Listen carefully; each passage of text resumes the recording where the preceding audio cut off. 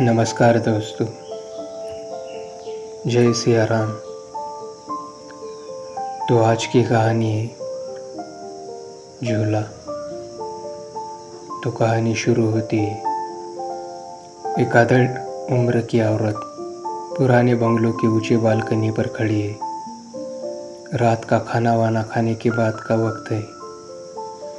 बंगलों के गार्डन में उस बंगलों से भी पुराना बरगद का पेड़ है और उसकी बड़ी सी टहनी पर बांधा हुआ लोहे की जंजीरों का एक झूला।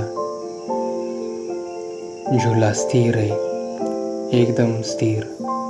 वो कभी भी नहीं हिलता, कभी भी नहीं। और ना ही उस झूले पर कोई बैठता है। झूले पर बैठना तो दूर, पर उस बरगद के आसपास दिन में भी कोई नहीं भटकता है। बहुत सी अफवाहें फैली है उस जगह के बारे में। आधेड़ उम्र की औरत अपने पति के साथ कल ही उस बंगलों में शिफ्ट हुई है। वो बालकनी से देख रही है लोहे की जंजीरों से बना एकदम स्थिर झूला। तभी उसका पति वहाँ आता है। तुम यहाँ क्या कर रही हो? क्या तुम्हें ठंड नहीं लग रही? वहाँ आते हुए उसका पति पूछता है। वो झूला देखो, कामवाली ने आज मुझे उसके बारे में एक कहानी बताई।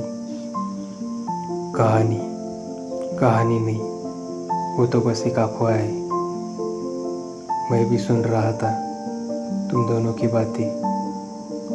मुझे भी बहुत लोगों ने बताया कि ये बंगलो मत खरीदना, यहाँ कुछ ऐसा वैसा हवा में भटकता है, ऐसा वैसा जिसे शब्दों में बयां नहीं किया जा सकता। पर मैं नहीं मानता ऐसी फालतू बातों को। सिर्फ बातें। और वो घटना जो सालों पहले बरगद के नीचे घटित हुई थी, वो तो इन बातों में नहीं आती है ना। हाँ, वहाँ उस बरगद के नीचे बलात्कार हुआ था। वो लड़की सिर्फ 5 साल की थी। उसके सगे चाचा ने ही। बोलते हुए पति रुक गया। उसे आगे कुछ बोला ही नहीं गया। कामवाली बता रही थी कि वो 5 साल की लड़की हमेशा उस झूले पर झूलती रहती थी।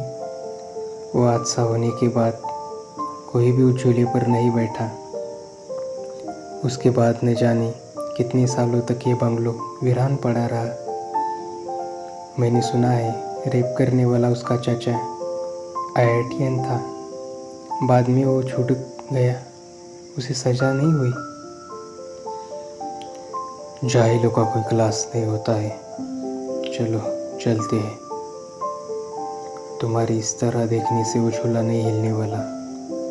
बेचारी बच्ची, जीते जी उसे सुकून न मिला और मरने के बाद ये बदनामी। ऐसा कहते हुए उस पति ने औरत को अंदर ले गया। उनके जाते ही वो झूला चरमराहट की आवाज़ के साथ हिलने लगा। शायद इसीलिए किसी ने उस झूले को हिलते हुए नहीं देखा था। इंसानों के सामने आज भी उस बच्चे की रूह कांपती होगी। उसकी हिम्मत नहीं होती होगी इंसानों की नज़रों में ज़रा भी हलचल करने की। वो हिलता हुआ झूला अचानक रुक गया। शायद उसे हिलते हुए फिर से कोई देख रहा था। झूला एक बार फिर स्थिर था। तो कहानी यहाँ समाप्त होती है। थैंक यू दोस्तों। जय श्री राम।